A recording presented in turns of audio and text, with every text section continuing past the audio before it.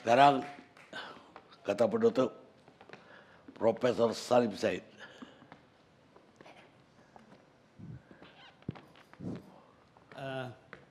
Assalamualaikum warahmatullahi wabarakatuh.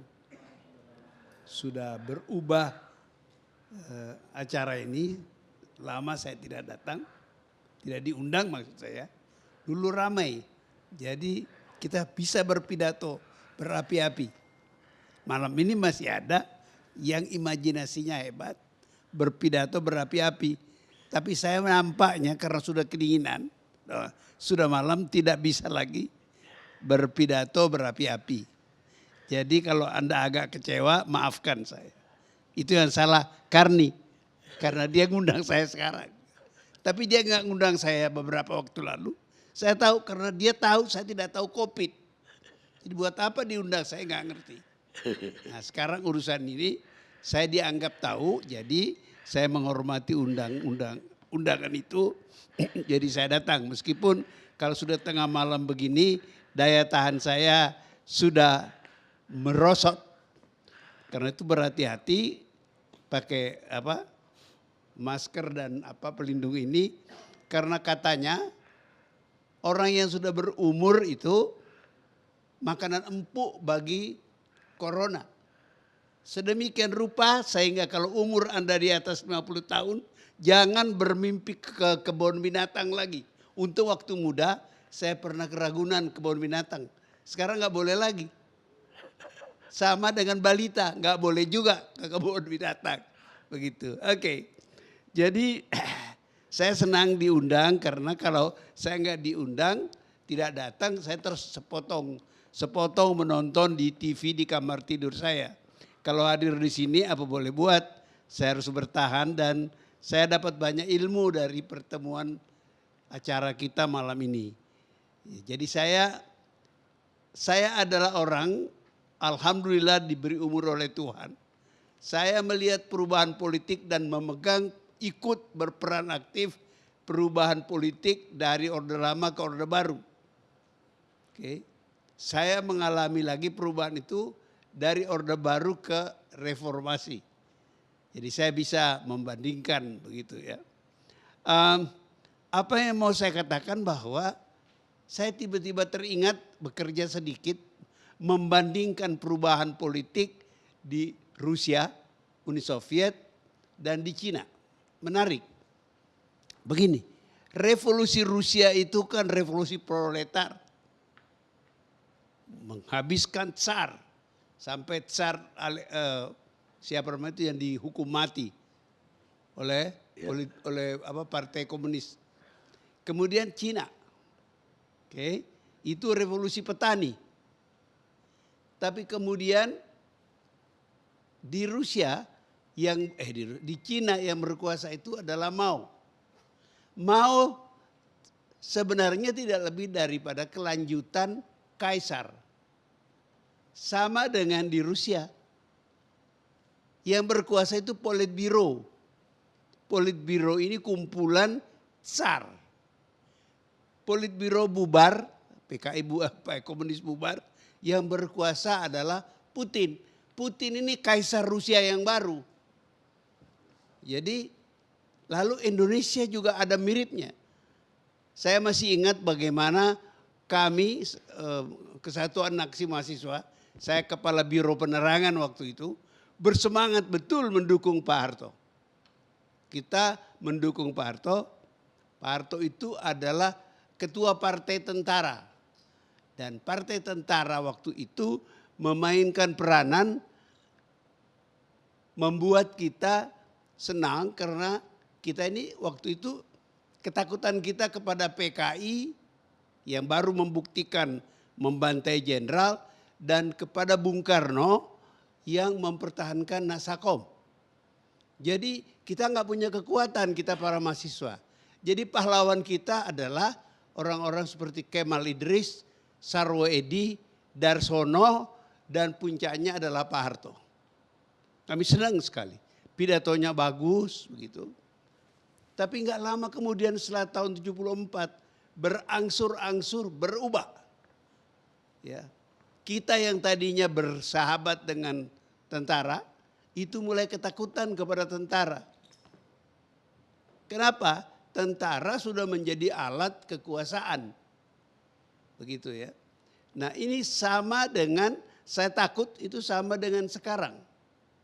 Dalam bentuk yang lain, reformasi setelah 20 tahun itu sudah tidak lagi menjalankan filsafat, keyakinan, kebijakan yang dulu dijanjikan kepada kita pada awal reformasi. Saya mencari-cari apa sih penjelasannya ini.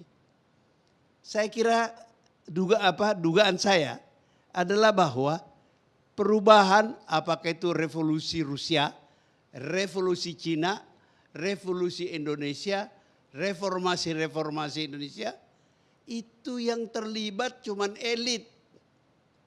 Rakyat tidak terlibat. Jadi lama-kelamaan jarak antara rakyat dengan elit itu makin jauh. Ya. Nah inilah yang melahirkan gerakan-gerakan seperti kami sekarang ini. Ada orang yang terpanggil mengangkat dirinya menyampaikan suara rakyat. Dan ini juga sebenarnya bukan barang baru. Siapa yang mengangkat Soekarno jadi pemimpin? Mau masuk penjara. Siapa yang mengangkat Hatta ya menjadi pemimpin sampai dibuang ke Bovendigul, Syahrir dibuka ke Digul dan ke Banda. Ini selalu begitu, jadi nggak usah terkejut dan nggak usah curiga seperti itu. Peranan itu selalu tersedia. It's a matter of siapa yang memainkan peranan itu. Di antara orang yang memainkan peranan itu adalah orang yang pernah memainkan peranan pada kekuasaan sebelumnya. Oke. Tapi kalau sekarang dia memainkan peranan baru yang kritis, itu tidak pula pantas dicurigai karena dia sakit hati. Mungkin ada orang 1-2 sakit hati. Tapi itu bukan masalah. Persoalannya adalah ada peranan yang harus dimainkan. Maka muncullah orang seperti Said Didu. Dia punya latar belakang, dia bisa cerita angka-angka pembangunan, keuangan dan sebagainya. Ada orang seperti Husnul, seorang profesor politik yang pernah terlibat mengurus pemilu. Ada orang seperti Pak Nurmantio pernah memimpin tentara kita. Apalagi tentara. Tentara itu punya tradisi terlibat politik. Apakah setelah pensiun mereka tidak lagi terlibat politik? Ya itu tergantung pada mereka sendiri. Tapi peranan itu ada. Isameter siapa yang mau mengambil alih memainkan peranan itu. Jadi inilah analisa saya kenapa terjadi hal seperti ini di Indonesia. Oke. Karena yang berubah itu adalah elit. Dari elit jajahan menjadi elit kemerdekaan, elit republik. Rakyatnya enggak begitu berubah. Lambat sekali terjadinya perubahan. Sehingga ada lag antara cita-cita, harapan, dan kenyataan. Nah ini memancing lahirnya orang-orang yang merasa terpanggil. Jadi saya melihat orang seperti Pak Nurmantio ini, jenderal ini, Husnul Maria, Din Samsudin, dan banyak Pak Said Didu adalah orang-orang yang terpanggil. Sebab ini juga tidak baru kan saya katakan tadi. Orang panggilan itu selalu ada. Oke, dan sisa siapa yang menjawab panggilan itu. Nah beberapa waktu yang lalu ketika saya mengucapkan pidato saya sebagai guru besar, diangkat jadi guru besar, saya memperkenalkan dari konsekuensi pemikiran saya tadi, satu konsep mengenai Indonesia, saya sebut fragmented society. Tadi Saudara Fahri Hamzah bicara dengan mengharukan mengenai persatuan Indonesia dan saya ikut terharu mendengarkan uraian Anda.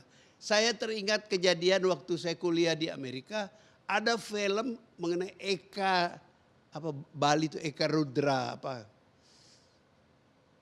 Dan itu narasinya bintang film Amerika terkenal Orson Welles, bagus sekali film itu.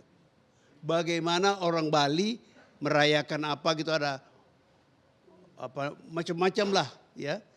Saya nangis. Saya ini orang Islam, ini Hindu Bali. Betapa kaya negeri saya. Kita punya ini. Sama dengan pengalaman saya ketika mau pilkada. Saya senang Ahok akan jadi, saya akan mendukung Ahok. Kenapa? Ketika saya menjadi duta besar, Dean of the Diplomatic Corps, ketua para duta besar, itu Vatikan, apa namanya, duta besar Vatikan. Saya datang menghadap biasanya proformanya, memperkenalkan diri, dan dia tanya saya mengenai Indonesia. Ya saya ceritalah. Saya bilang yang surprise ambassador, kami pernah punya panglima tentara orang Katolik, Benny Murdani. Sebelumnya pernah punya panglima orang Kristen dan orang dari tanah Batak. Artinya dia kan dibanding dengan orang Jawa, Batak itu kan kecil jumlahnya. Apa Anda sebagai dia pernah jadi dubes di Syria, Timur Tengah. Ya. Apa pernah ada jenderal di daerah Timur Tengah itu yang menduduki jabatan penting itu? Jawabnya, I never heard of. Saya nggak pernah dengar. Itulah Indonesia, saya bilang. Saya ingin tadinya kalau Ahok menang pemilu dengan baik, saya bisa bangga cerita pada orang, look, kami ini negeri mayoritas Islam. Tapi kami menerima seorang peranakan Tionghoa, Kristen menjadi gubernur wali kota Jakarta. Unfortunately itu tidak terjadi. Kira-kira seperti itu. Jadi dalam rangka persatuan ini, seorang teman, profesor mengatakan kepada saya, bagaimana you bicara fragmented? Bangsa Indonesia kan bersatu, itu suksesnya Bung Karno. Saya kira banyak benarnya ucapan itu. Usaha Bung Karno, obsesi Bung Karno itu adalah persatuan. Selain persatuan yang melahirkan Nasakom, ya, juga melahirkan persatuan Indonesia. Saya masih ingat pernah pidato Bung Karno cerita tentang suku-suku bangsa Indonesia. Saya ingat dia bicara mengenai rahang Batak. Artinya menunjukkan Indonesia itu macam-macam begitu. Tapi kalau kita renungkan kembali, sebenarnya sukses besar Bung Karno adalah mempersatukan Indonesia melawan Belanda. Ketika mempersatukan Indonesia di antara kita, timbul masalah. Pertama kali masalah yang Anda ingat betul dan aktual sampai sekarang, beliau memaksakan, maaf kata-kata ini, persatuan PKI, NU, Islam dan komunis. Tahun 26 itu masih bisa. Ya. Tapi tahun-tahun ketika demokrasi terpimpin, kita sudah melalui periode yang berdarah-darah.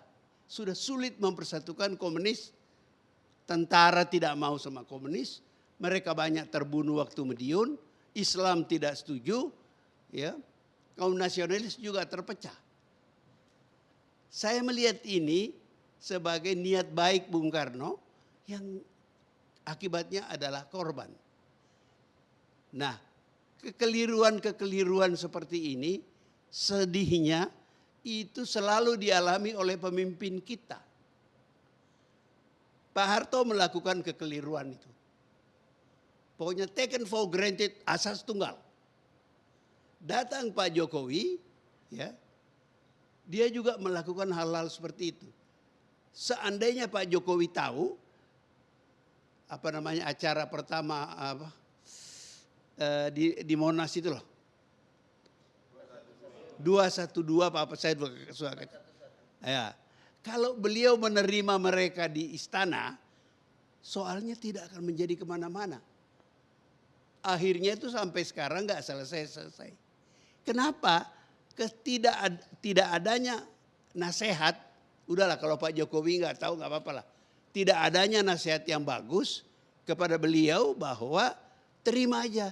Orang Islam ini kan cuma di Indonesia itu bersatu kalau menghadapi lawan yang lawan. Kalau mereka tidak dapat lawan, ya mereka cakar-cakaran sendiri. Lah kalau Pak Jokowi dapat penasihat politik Islam yang bagus, persoalan itu tidak terjadi. Nah ini kan faktor sejarah, kira-kira seperti itu. Jadi yang mau saya katakan selanjutnya adalah, ini saya kira masih dari pengantarnya Bung Karni tadi, kendati demikian, proses tetap berjalan, hiruk pikuk, demokrasi, ribut, itu kata Anda tadi. Oke. Dalam kita menjadi Indonesia. Kita dalam berproses menjadi Indonesia. Contoh yang menarik, 25% orang Indonesia itu sudah tidak kawin dengan sukunya, sudah kawin antar suku. Ini adalah bagian dari proses kita menjadi Indonesia. Begitu. Nah, kalau sadar akan ini, pemerintah kita itu menghadapi hal-hal seperti kami atau apa begitu, itu tidak perlu terlalu cemas dan melihat musuh di mana-mana. Tetapi, nah ini ada tetapinya. Mengapa itu terjadi? Karena sistem politik kita. Pak Jokowi itu kalau diselidiki dengan baik, itu menjadi presiden, mula-mula kan reluctant. Masih ingat gak kampanye dia jadi gubernur? Kalau ditanya wartawan soal presiden, oh tidak mau jadi gubernur saja. Tapi ada satu keadaan yang Anda tidak akan bisa tolak kalau Anda didorong naik ke situ. Siapa yang mendorong naik ke situ? Adalah macam-macam kekuatan. Itu yang saya sebut oligarki. Dalam salah sebuah buku saya cerita mengenai debt collector. Jadi ini kalau bisnis, orang yang memperjuangkan Pak Jokowi jadi presiden itu orang yang satu kali menjadi debt collector. Gua angkat lu jadi presiden, gua dapat apa? Gitu ya. Nah itu sebabnya saya tidak mengeritik Pak Jokowi sebagai pribadi. Tadi siapa yang mengatakan itu? Ya, sistem. Ini sebuah sistem. Jadi dulu ya Anda nggak ada yang ingat. Di antara teman-teman saya bilang kasihan saya pada Pak Harto. Pak Harto itu tidak jahat kok. Dia korban dari sebuah sistem. Seorang teman saya penyair mengatakan, itu sudah tahun 80-an tuh. Kalau tentara-tentara itu datang menodong Pak Harto mundur, maka lebih banyak lagi tentara yang tidak resmi akan membela Pak Harto. Siapa yang membela? Orang yang diuntungkan. Sama dengan sekarang ini. Jadi ya Allah kasihanilah Pak Jokowi. Mungkin kesalahannya karena dia tidak belajar ilmu politik, dia terima ketika dirayu-rayu jadi presiden. Paling-paling itu doa saya supaya Anda semua tidak memaki-maki Pak Jokowi. Dia itu adalah korban saja. Gitu. Tadi Pak siapa namanya ini? Pak, suka lupa sih namanya. Kapitra. Bicara mengenai trust of apa namanya? Deficit of trust. Ya itu adalah konsekuensi dari satu masyarakat seperti masyarakat Indonesia. Tidak percaya satu dengan yang lain. Tahu nggak Anda kenapa tentara bisa masuk politik? Karena sipil tidak percaya satu dan yang lain. Satu contoh menarik Gubernur Sulawesi Tengah saya ingat betul.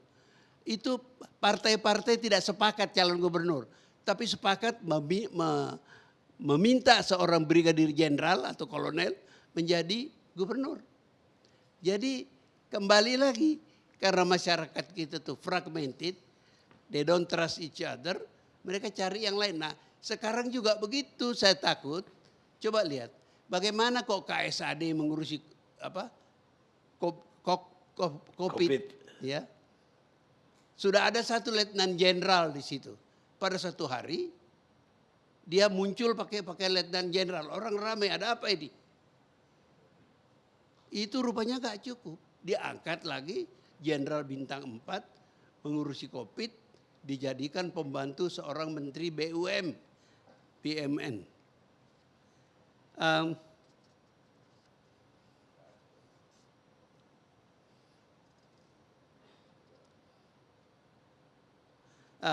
Saya mau mengomentari saudara Maman yang duduk di sebelah kanan saya, yang mengatakan bahwa kalau salah dikoreksi ya.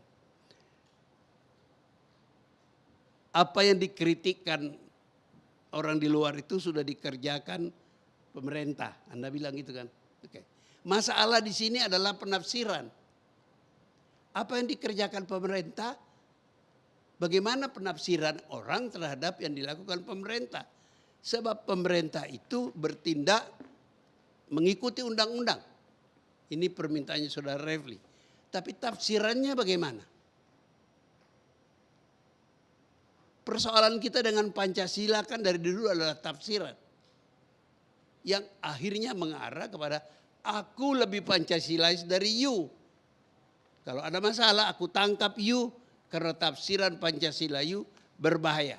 Nah, itu konsekuensi dari soal tafsiran. Kalau kita nggak hati-hati, maka karena itu saya dulu menulis menolak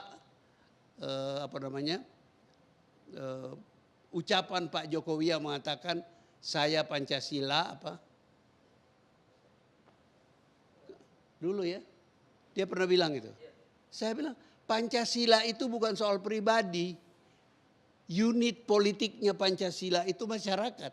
Saya Pancasilais, tapi kalau saya mencuri, saya korupsi, jadi Pancasila itu tidak bisa diklaim oleh satu orang. Itu adalah sesuatu yang untuk publik. Kalau publiknya tidak Pancasilais, mbok 100 menteri Pancasilais, ya tidak ada apa-apa. Kira-kira seperti itu. Jadi Bung Kardi, saya mencoba memberikan komentar-komentar singkat saja. Baik. Terima kasih, diundang lagi. Assalamualaikum warahmatullahi wabarakatuh. Terima kasih, Bung Salim. Pemirsa, kita punya tagline 75 tahun Indonesia Maju. Dan semuanya optimis bahwa itu akan terjadi. Walaupun banyak kritik-kritik yang muncul. Tapi semuanya saya anggap agar cita-cita bahwa kita akan mengalami kemajuan itu tercapai. Dunia ini adalah tempat yang berbahaya untuk hidup. Bukan karena banyak orang jahat, tapi karena banyaknya orang-orang baik yang tidak berbuat apa-apa untuk berubah keadaan. Albert Einstein. Kami diskusikan, Anda putuskan. Kita ketemu ILC yang akan datang.